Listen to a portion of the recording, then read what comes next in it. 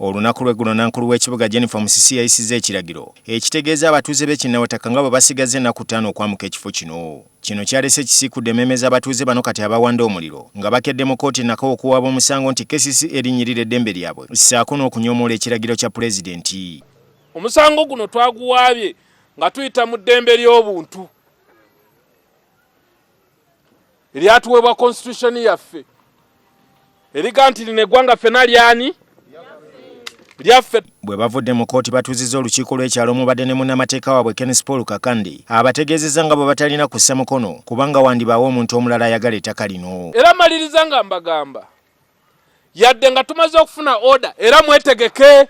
Bano basaba kkooti eyimirize KCCA okubasengula okutuusa nga bamaze okusasulwa. Bayo ono tsunami yayogerwako nga naffe wano yatuuse baali badde bawulirizanga eddoboozi ly'abantu. Tayinza kutulugunya abantu kutuuka ku kino. No, it is a big no.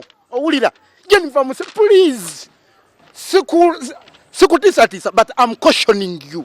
Abatuuze bano bagamba nti si baakwamuka kifo kino okuggyako nga KCCA ewuliriza ensonga zaabwe. Wanafukusa watu yako wanafukusa watu kama umbwa namna hii. Jennifer atuyambe buyambe atulinga mu bukale bwe tulinga abakairebe. Jennifer Musisi tuwa tusazeewo tumututte mu kkooti ate tumanyi ye ajeemera nnyo buli omu kubanga ne president yalagira nti atuveeko atuleke gavumenti egenda kutusasula.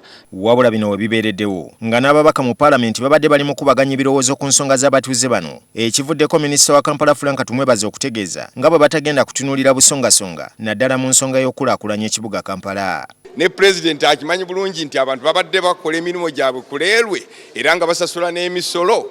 Kati bwe takola ebyo Kampala erigenda ddi ku mutindo gw'ebibuga ebirala.